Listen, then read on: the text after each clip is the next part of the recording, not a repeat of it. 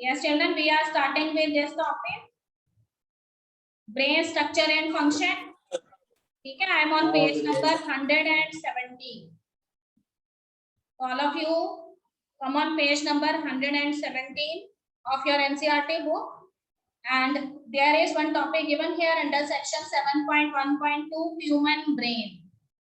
ठीक है, in my previous lectures I have taught you about the structure of neuron and the functions the neuron performs in your body. Okay, but now we are well familiar how the neurons, which are the basic structural and functional unit of nervous system, they are involved in the transmission of nerve impulses, and how the nerve impulse it propagates from one neuron to the next neuron. Okay, children, you are also familiar with the reflex actions. As I have discussed with you that reflex actions are the autonomous sudden type of actions, or you can say they are the responses that are shown by your body all of a sudden when you find yourself in some dangerous or harmful situations. Okay, children, so in the reflex actions, the thinking is not directly involved. Okay, bete, as you know that brain is the main thinking organ of your body. So if I am saying that thinking is not directly involved, this doesn't mean that thinking is not there. Thinking is there, ठीक है बेटे, पर उसकी जगह पे वो कहते हैं कि थिंकिंग जो है वो होती तो है, पर because the body required an immediate action, so in that situation your spinal cord it is playing a role that is prior to the brain. ठीक है, तो there is one specific type of center that is present in your spinal cord and which is known as reflex arc. So whenever any kind of stimuli is carried by your sensory neurons. Okay, bete, so these sensory neurons, okay bete, wait for a moment. Yes, what I am saying is your sensory neurons, they come in contact with the region which is known as reflex arc, and this reflex arc is actually present in the spinal cord. Okay, bete, so what is the criteria here? That whatever information that is carried by your sensory neurons, okay, they has to be directly connected with the motor neurons that are already ready in the reflex arc region. ठीक है, तो reflex arc reason में ना पहले से ही कुछ motor neurons जो हैं वो रेडी होते हैं, और जैसे ही सेंसरी न्यूरॉन्स मैसेज लेके आते हैं उन्हें ब्रेन तक सेंड नहीं किया जाता, ठीक है, उन्हें स्पाइनल कॉर्ड में ही रोक लिया जाता है, एंड वहां पे जो रिफ्लेक्स आर्क रीजन है, here the motor neurons are already ready and these motor neurons they carry variety of messages. तो यहीं पे एनालिसिस हो जाता है कि what information is present here in the neurons, sensory neurons. So if you have touched a hot object, then you know that the information carried by your sensory neurons is that particular object is a hot one. ठीक है, object कैसा है, hot है. So what decision you are expected from the brain? तो brain देखो एक ही decision लेगा, ब्रेन यही डिसीजन लेगा कि you have to remove your hand, otherwise your hand gets burned. Okay बेटे, तो ये सारी चीजें जो है वो ऐसे तो एक कॉम्प्लिकेटेड मैनर में होनी थी, but because your body required the immediate kind of action, so if they adopted the traditional method of transfer of nerve impulse, so that will take a lot of time, and in that situation your hand will finally get burned. So here a necessary adjustment is made by your body. Motor neurons are already ready and the information is checked. What is information present in the sensory neurons? Okay, उससे related जो है motor neuron उसके साथ match कर लिए जाते हैं, and reflex arc पे ये मोटर न्यूरॉन्स जो हैं उनको कनेक्ट कर दिया जाता है सेंसरी न्यूरॉन्स के साथ, एंड वो फटाफट जो है टारगेट ऑर्गन के पास पहुंचते हैं, and you know that your target organ is your hand, और उसको मैसेज कन्वे करते हैं कि you have to remove your hand. In this way you protect your hand from burning. Okay, तो lot of examples of reflex actions are there. Okay बेटे, so now we are taking the main organ of your body and that is known as brain. So here I am going to discuss with you the structure of a brain. Okay beta, ma'am please allow me for screen sharing. Yes children, before this मैं आपको दो चीजें बता चुकी हूँ.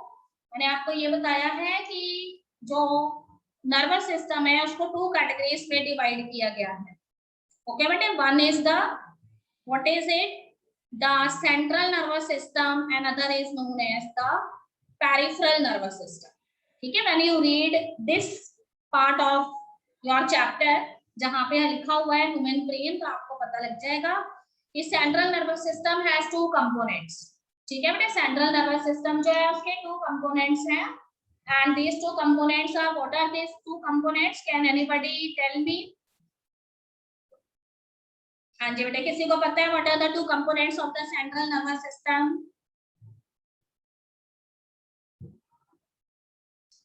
हाँ जी किरण ma'am, please allow 1 or 2 student to unmute so that they can speak. हाँ जी ma'am. हाँ जी मैम, मैम नाम बोल दो। मैम सुखदीप को कर दीजिए allow. Sukhdeep, okay Sukhdeep unmute your बेटा। हर्ष अनम्यूट योरसेल्फ बेटा। हाँ जी बेटे, spinal cord. Yes, but spinal cord and brain are the components of the central nervous system. And ma'am, please allow me for screen sharing too. Okay, beta? Okay, ma'am. Most of the students have given the correct answer. Brain and spinal cord are the components of the central nervous system. Okay, children? And there is one another nervous system that is known as peripheral nervous system. Rajmat ma'am, allow. Okay, ma'am. तो देखो बेटे, peripheral nervous system जो है, हाँ जी ma'am अभी allow हुआ नहीं है मैम, प्लीज चेक। हाँ जी बेटे, जो पेरिफेरल नर्वस सिस्टम है वो मोस्टली जो है it consist of network of neurons, means the sensory neurons, okay बेटे, that collect the information from your sense organs as well as the motor neurons that are generally coming from the brain और the spinal cord. तो जो nerves जो है messages लेके आती हैं brain से, ठीक है, याद रखिएगा, जो नर्व्स ब्रेन से मैसेजेस लेकर आती हैं उनको हम क्रेनियल नर्व्स कहते हैं, एंड जो नर्व्स जो है स्पाइनल कॉर्ड से मैसेजेस लेकर आती हैं उनको क्या कहते हैं? स्पाइनल नर्व्स कहते हैं। ठीक बेटे, तो दोनों ही किसका टाइप है? मोटर न्यूरॉन्स का टाइप है। ओके चिल्ड्रन, यहाँ तक क्लियर है बेटे सभी स्टूडेंट्स को? तो टू टाइप ऑफ हमारे पास नर्वस सिस्टम है। Central nervous system consist of brain and spinal cord, and peripheral nervous system it consists of network of neurons which may be sensory neurons or the motor neurons. Sensory neurons they generally come from the sense organs, okay, and motor neurons they either come from the brain or from the spinal cord. If they are coming from the brain then they are known as the cranial nerves, and if they are coming from the spinal cord then they are known as the spinal nerves. okay बेटे, अब ध्यान से सुनेंगे। If you want to study the structure of brain, ठीक है, तो whenever this word brain comes in your mind, then there is a general thinking in your mind that brain is an organ which is control everything in your body. ठीक है, आपकी body के हर तरह के functions जो हैं उनको control कौन करता है? ब्रेन करता है। ठीक बेटे, तो कहते हैं कि ह्यूमन ब्रेन जो है it is a complicated type of structure. तो ह्यूमन ब्रेन जो है, सबसे पहले you study about the structure of this human brain, तो देखो बेटे ह्यूमन ब्रेन जो है it is enclosed inside a bony box. ठीक है, बोनी बॉक्स मींस कि ये एक बहुत ही टफ जो है बोन से बने हुए बॉक्स के अंदर एनक्लोज्ड होता है, and that box is known as the skull, जिसको हम क्या कहते हैं? स्कल कहते हैं। ओके बेटे, now if you see the structure of this skull, तो कहते हैं कि ये जो स्कल है जिसे हम हिंदी में पंजाबी में क्या कहते हैं? खोपड़ी कहते हैं। ठीक है, तो it also consist of 3 layers of bones. तो 3 layer of bones they generally form this skull, and these 3 bony layers they are collectively known as the meninges. They are known as meninges, क्योंकि ये school को cover कर रही है तो इसीलिए हम इसको क्या कहते हैं? क्रेनियल मेनिंजेस कहते हैं। फिर से सुनेंगे, the human brain it is enclosed inside a bony box which is known as skull, and 3 layers of bones they constitute your skull, in which brain is present, and they are collectively known as meninges, because cranium word we generally use for brain, so that's why these meninges are known as cranial meninges. Okay बेटे, तो 3 layers जो है cranial meninges की वो आपके school के अंदर present होती है। तो यहाँ पे देखिए स्लाइड में हमने लिखा है कि human brain is divided into 3 main parts. and on the basis of their function and where these parts are located. ठीक है, तो उसके बेसिस पे हमने ह्यूमन ब्रेन के जो पार्ट्स है उसको 3 जो है टॉपिक्स के अंदर रखा है. First is known as forebrain, second is known as midbrain and third is known as hindbrain. Okay बेटे, तो देखो सबसे बड़ा पार्ट जो है ह्यूमन ब्रेन का कौन कैरी करता है? फोर ब्रेन जो है वो ऑक्यूपाई करता है. तो आपके ब्रेन का सबसे ज्यादा पार्ट जो है वो फोर ब्रेन का है. उसके बाद देखिए there is a small portion that is exactly below the forebrain and that is known as the midbrain. तो मिड ब्रेन जो है बहुत ही थोड़ा सा पोर्शन ऑक्यूपाई करता है. And after the midbrain at the basal region of your body the third portion of your brain is present which is known as hind brain. Okay, so hind brain is comparatively more than the mid brain but it is less than the forebrain. सबसे ज्यादा forebrain का portion है. Second number पे hind brain जो है ज्यादा place occupy करता है एंड देन मिड ब्रेन जो है वो बहुत ही लिटिल प्लेस जो है ऑक्यूपाई करता है. Okay children, see the large view of your human brain.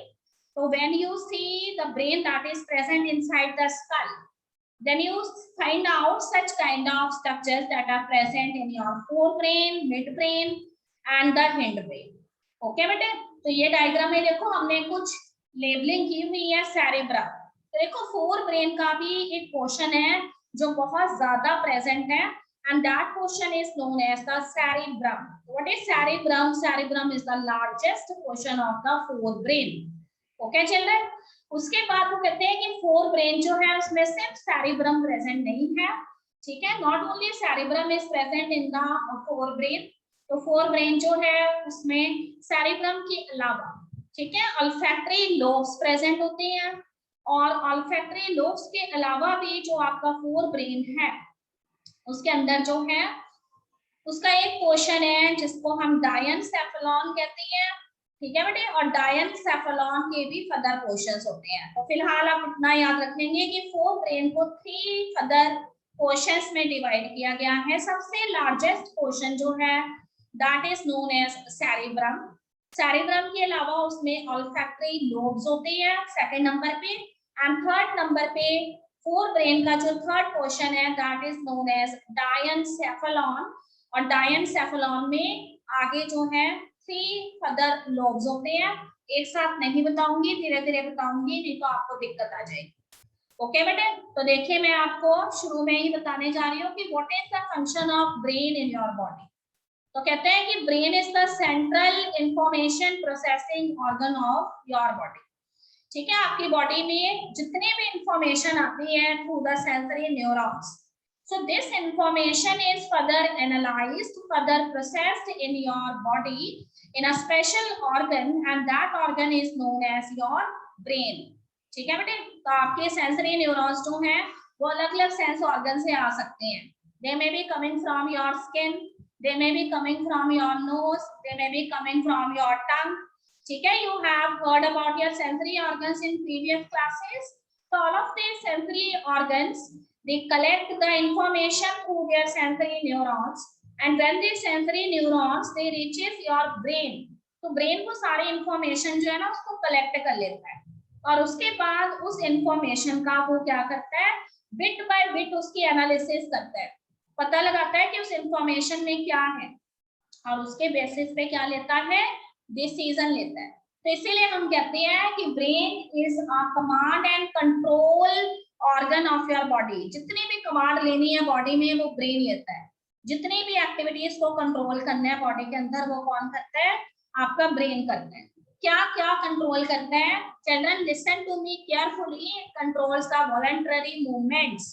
ठीक है, जितनी भी तरह की मूवमेंट्स आप करते हो अपने मसल्स की, अपने बोन्स की, those movements which you can do at your own will, जो आप अपनी इच्छा के अकॉर्डिंग मूवमेंट्स कर सकते हैं. जैसे मैं अपने हैंड जो है ऐसे मूव कर सकती हूँ, मैं अपनी लेग्स को मूव कर सकती हूँ. तो all of these movements which are voluntary movements which happens according to your will that is actually carried out by your this brain. okay बेटे, balance of your body. अगर आप सीधे खड़े हो पाते हैं, अगर आप साइकिलिंग कर पाते हैं, आपका साइकिल जो है वो गिरता नहीं है, आप उसका बैलेंस मेंटेन कर पाते हैं, आप ड्राइव कर रही हैं गाड़ी को, उसका बैलेंस मेंटेन कर पाती हैं. So all of these things happen with the help of your brain. Okay, functioning of your vital involuntary organs. So there are so many important organs which are very much delicate and that are present in your body. For example, आपके lungs हैं, आपके heart है, आपके kidneys है, ठीक है? आप अपने lungs की, heart की और kidneys की functioning को control नहीं कर सकते. आप lungs को ये command नहीं दे सकते कि वो आपके according respire करे, या अगर आप नहीं चाहते तो वो respire ना करे. This is not possible. आप अपने हार्ट जो है उसको पंपिंग के लिए कंट्रोल नहीं कर सकते, उसने अपनी मर्जी से पंपिंग करनी है ब्लड की, ठीक है? आप अपने किडनीज को कमांड नहीं दे सकते हैं कि उसने कब नाइट्रोजनियस वेस्ट को फिल्टर करना है, कब नहीं करना है. तो ऐसे ऑर्गन्स जो इनवॉलंटरी ऑर्गन्स हैं उनकी फंक्शनिंग को भी कंट्रोल करता है, ठीक बेटे? Thermoregulation means the ability of your body to adjust itself according to the prevailing conditions of temperature. If there is a summer season तो आपके अंदर एक फीलिंग आती है कि बहुत ज्यादा गर्मी है तो I have to wear a simple type of cloth, cotton cloth मैंने पहनने हैं, ठीक है? अगर ठंड का मौसम है, कोल्ड एनवायरनमेंट इज देयर, तो आप वुलन क्लॉथ पहनेंगे. तो such kind of feelings they are perceived by your brain. This means it is involved in thermoregulation. Hunger and thirst, ठीक है? अगर आपकी रिसेस हर रोज 12:30 पे होती है या 12 PM होती है आपकी रिसेस, तो देखो जब अगर आपकी एक्स्ट्रा क्लास लग जाती है उस टाइम पे तो आपको क्या होगा, भूख लग जाएगी, ठीक है? you have having a feeling of hunger at that time because that is actually your recess time. So such kind of feeling, it is actually happens because of your brain, because your brain knows that at which time you have to eat, at which time you have to drink water, ठीक है? अगर आपने बहुत time से पानी नहीं पिया है, आप थर्स्टी हैं, तो आपके ब्रेन को पता लग जाता है. सर्कैडियन सिस्टम्स का क्या मतलब होता है? योर 24 आवर्स ड्यूरेशन, ठीक है? आप रात को कितने बजे सोते हैं, आप दिन में कितने बजे उठते हैं, what is the biological clock that is set in your body, ठीक है? Some of the student they usually sleep at 8 PM. कुछ बच्चे ज्यादा देर तक पढ़ते हैं, 12 बजे या 11 बजे तक पढ़ते हैं. तो every student has its own biological clock, ठीक है? When that student has to be sleep and कब उसने उठना है, all of this things are controlled by your brain. Activities of several endocrine glands. Okay बेटे, सभी बच्चों को पता है कि endocrine glands are ductless glands. They do not have their cavities. They produce chemicals which are known as hormones. Okay, तो children, hormones जो है वो बॉडी में कब सिक्रीट होने हैं एंड कब उनको रोकना है, कब उनका सिक्रेशन रिक्वायर्ड नहीं है, these are controlled by your brain. So your brain controls the secretion of hormones through your endocrine glands, and it is also involved in the stopping of that hormone if its secretion is not required in your body. Okay बेटे, इसके अलावा कहते हैं कि आपके brain के अंदर present हैं बहुत सारे इंपॉर्टेंट सेंटर्स, ठीक है? तो आपके ब्रेन जो है उसके अंदर अलग अलग तरह के लोब्स हैं. उसमें से कुछ लोग जो हैं वो विजन से रिलेटेड इंफॉर्मेशन कलेक्ट करते हैं, ठीक है? फॉर एग्जांपल इफ यू से समथिंग, तो आपका ब्रेन जो है उसके पास इंफॉर्मेशन पहुंचती है कि आज आपने स्नेक देखा है, ठीक है? तो ब्रेन जो है उस इंफॉर्मेशन को कलेक्ट करता है, तो ब्रेन एकदम से डिसीजन ले लेता है कि snake is a harmful animal and that animal can make you harm. तो इसलिए ब्रेन फटाफट आपके टारगेट ऑर्गन्स के पास डिसीजन पहुंचाता है कि you have to change your path, otherwise you have to protect yourself, ठीक है?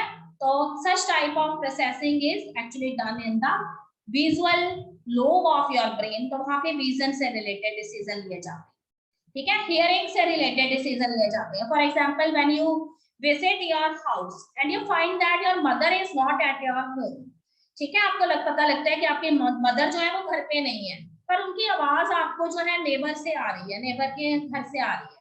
तो you can easily identify the voice of your mother, ठीक है? आप अपनी मदर की आवाज पहचान लेते हैं. तो this means that your sensory neurons they send the information related to hearing, ठीक है, to the specific lobes where that information is analysed and on the basis of that it is identified, yes this is the voice of your mother. Okay बेटे, memory, आप चीजों को याद रख सकते हैं. आपने चैप्टर जो है उसको रिवाइज किया एंड आपसे क्वेश्चंस जो है आपको दिए गए हैं, you are able to do the answers of those question because your brain has the ability to memorize the things. Otherwise आप जो भी पढ़ते हैं वो आपके माइंड में से गायब हो जाना था अगर आपका ब्रेन स्टोरेज नहीं करता मेमोरी का। ओके बेटे, आपका ब्रेन जो है वो आपके आईक्यू लेवल से भी रिलेटेड होता है, ठीक है। Some of the students are intelligent students, some of the students are slow learners, some of the students are weak students. तो लेवल ऑफ इंटेलिजेंस किसी बच्चे के अंदर कितना है वो भी ब्रेन में वेरी करता है। ओके बेटे, आपके इमोशंस एंड आपके थॉट्स, ठीक है, emotions may be of different type. Sometimes you feel very happy, suppose the school is going for a picnic to some very wonderful place and children are very happy, they are enjoying. Okay bete, and sometimes you come in contact with such a situation. For example, you are going to some place where somebody has expired. In that situation you have a feeling, okay, of sadness. अब वहाँ पे sad feel करेंगे because everybody is crying, everybody is consoling others. Okay bete, sometimes you are very much excited, teacher said that you have scored good marks, there is a surprise for you, so feeling of excitement is there. So all of this feeling, whether it may be the feeling of sadness, happiness, okay bete, या फिर excitement की feeling है, anger की feeling है, आपने school में enter हुआ, आपके फ्रेंड जो है उसने आपको कुछ बोल दिया and now you are very much angry with your friend, you want to beat your friend. Okay, so such kind of feeling of anger is there in your mind. Feeling of fear, ठीक है, you have not prepared the test that is going to be taken in period number 3, math का test है, आपने prepare नहीं किया हुआ, तो there is a feeling of fear in your mind.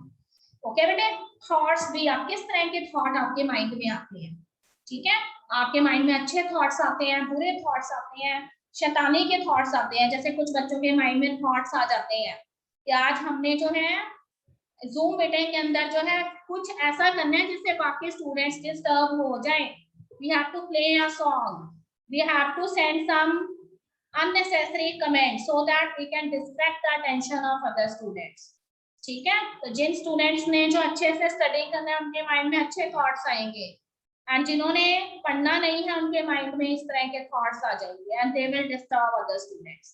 तो थॉट्स भी वेरी करते हैं according to your brain. Okay बेटे, अब देखिए human brain, it is well protected in a skull, ठीक है, स्कल के अंदर प्रेजेंट है, and inside the skull your brain is covered by cranial meninges. मैं पहले ही बता चुकी हूँ कि जब आप अपना स्कल जो है उसके अंदर देखेंगे तो आपका ब्रेन प्रेजेंट है, और ब्रेन को 3 बोनी लेयर्स ने कवर करके रखा हुआ है जिन्हें हम कलेक्टिवली क्रेनियल मेनिंजेस कहते हैं। अब देखिए 3 लेयर्स हैं, तो उसमें से outermost layer is known as dura mater. Okay, among the 3 cranial meninges, the outermost cranial meninge is known as dura mater. उसके बाद मिडल वाली जो लेयर है it is known as arachnoid. The middle layer is known as arachnoid and the inner layer is known as pia mater. Okay बेटे, पाई matter भी कह सकते हो, पिया मैटर भी कह सकते हो। तो क्रेनियल मेनिंजेस में से आउटरमोस्ट जो मेनिंजेस है उसका नेम है ड्यूरा मैटर, मिडल वाली का नेम है आर्किनॉइड and inner is known as pia mater. Okay, your brain is divided into 3 parts. Forebrain is the largest part of your brain, then it is followed by the midbrain which is occupying a very small region, and the basal part of your brain is known as the hindbrain. Okay बेटे, forebrain को अगर हम देखेंगे तो forebrain आपके brain का 2/3 part occupy करता है and it is present in the anterior portion of your brain, ठीक है। ब्रेन का सबसे आगे वाला जो पोर्शन है 1/3 तक आपके ब्रेन में सिर्फ और सिर्फ फोरब्रेन फैला हुआ है। ओके बेटे, it is the main thinking part of your brain. तो आपका फ्रंट वाला पोर्शन जो है ब्रेन का, वहीं से आप थिंकिंग करते हैं, आप सोच पाते हैं, ठीक है। तो this brain has 3 parts, forebrain के भी आगे 3 पार्ट है। First part is known as olfactory lobes, ठीक है। पहला पार्ट कौन सा है? ऑल्फैक्टरी लोब्स का है। तो देखो जब हमने चैप्टर स्टार्ट किया था, I have explained you we have olfactory receptors, we have gustatory receptors. तो मैंने आपको बोला था कि ऑल्फैक्टरी रिसेप्टर्स वो होते हैं जो स्मेल से रिलेटेड इंफॉर्मेशन रिसीव करते हैं। इसका मतलब ऑल्फैक्टरी लोब आपके ब्रेन का वो लोब है जो अलग अलग तरह की स्मेल को सेंस कर पाता है, ठीक है। For example, you are visiting such a place where the people generally they throw their garbage, तो आपको वहां पे फाउल स्मेल आने लग जाती है। ठीक है, अगर आप एक गार्डन के अंदर गए हैं, beautiful flowers they are blooming over there, then you have the scent of flowers, तो ये बहुत ही अच्छी सी स्मेल आपको महसूस होगी। तो जैसे भी स्मेल है उसको ऑल्फैक्टरी लोब्स जो हैं वो पता लगाते हैं। ओके बेटा, फिर उसके बाद सेरिब्रम आ जाता है। Cerebrum is the largest part of your brain. कितना वेट रखता है? 80% वेट रखता है आपके ब्रेन का, सिर्फ और सिर्फ सेरिब्रम। तो फोर ब्रेन का सबसे बड़ा पोर्शन सेरिब्रम है। ओके स्टूडेंट्स, तो सेरिब्रम जो है उसको अगर आप अगर देखोगे तो सेरिब्रम के सेंटर में से, ठीक है, सेरिब्रम के सेंटर में से कुछ नर्व फाइबर्स पास होते हैं which divide the cerebrum into two parts. ठीक है, some of the nerve fibers they passing through the central portion of the cerebrum, they divide the cerebrum into two parts. The portion of the cerebrum that is present at the left region, it is known as left cerebral hemisphere, and the portion of the cerebrum that lies at the right region, it is known as right cerebral hemisphere. फिर से सुनेंगे, cerebrum के centre में से एक nerve fibres पास होती हैं जिसको टू पोर्शन में डिवाइड करते हैं। लेफ्ट पोर्शन जो है वो लेफ्ट सेरिब्रल हेमिस्फीयर है, राइट पोर्शन जो है वो राइट सेरिब्रल हेमिस्फीयर है, और जो नर्व फाइबर्स उसको डिवाइड करती हैं सेंटर में से, उनको नेम दिया गया है कॉर्पस कैलोसम। ओके बेटे, अब यहाँ पे एक बहुत ही इंटरेस्टिंग बात है कि लेफ्ट सेरिब्रल हेमिस्फीयर के function right cerebral hemisphere control करता है, और राइट सेरिब्रल हेमिस्फीयर के फंक्शन कौन कंट्रोल करता है?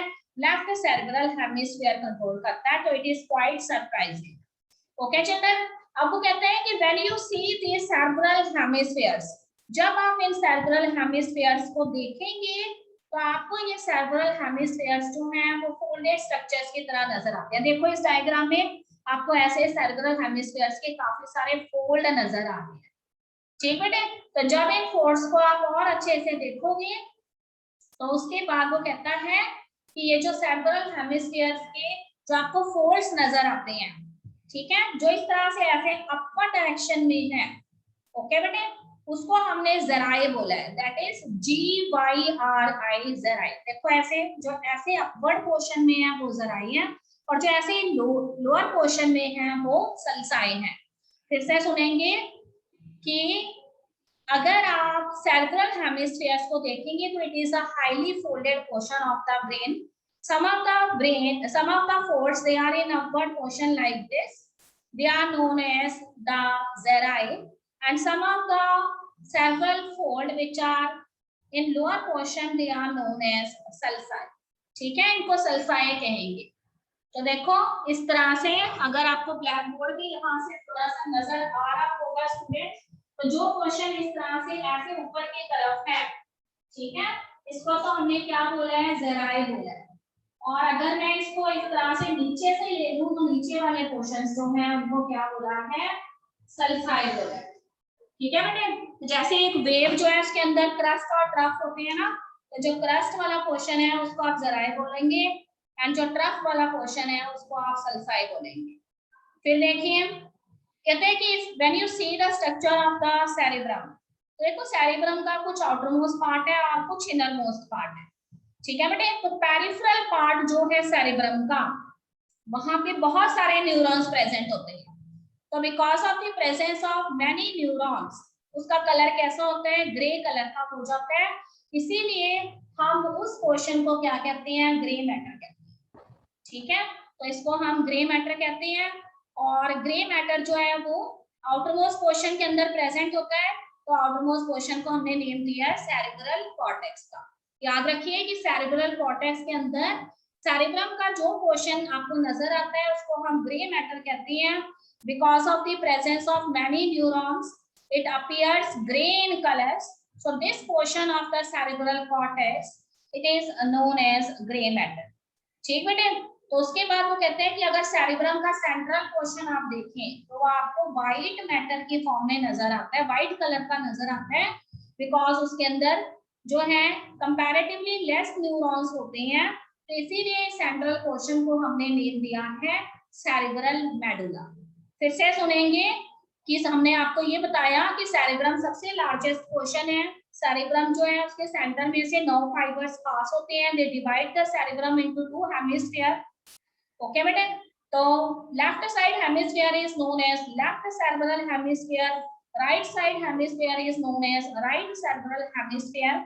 अब वो कहते हैं कि पूरा का पूरा सेरेब्रम जो है उसका कुछ जो है आउटर पोर्शन है जिसको हम पेरिफेरल पार्ट कहते हैं, और कुछ उसके सेंटर में पोर्शन है जिसको हम सेंट्रल पार्ट कहते हैं। ठीक बेटे, पेरिफेरल पार्ट जो है उसमें जो फोल्ड नजर आते हैं आपको सेरेब्रम के, वो ग्रे कलर के नजर आती हैं, इसीलिए उन फोल्ड्स को ग्रे मैटर बोला गया है। और पेरिफेरल पार्ट को क्या नाम दिया गया है? सेरेब्रल कॉर्टेक्स का। पर जब आप सेरेब्रम के सेंट्रल पोर्शन को देखेंगे तो सेंट्रल पोर्शन जो है उसमें लेस नंबर ऑफ न्यूरॉन्स है, वो व्हाइट कलर का नजर आता है, इसलिए सेंट्रल पोर्शन के अंदर के फोल्ड्स को हमने व्हाइट मैटर बोला है और उसको सेरेब्रम मेडुला बोला है। यहाँ तक क्लियर है बेटे सभी बच्चों को? अब कहते हैं कि हर एक सेरेब्रल हेमिस्फीयर में 4 लोब्स होते हैं, frontal lobe, parietal lobe, temporal lobe और ऑक्सीपिटल लोब। ठीक है बेटे, फिर से बताऊंगी, यहाँ मैंने लोब्स शो किए हुए हैं। ठीक है, यहाँ पे डायग्राम में देखिए आप,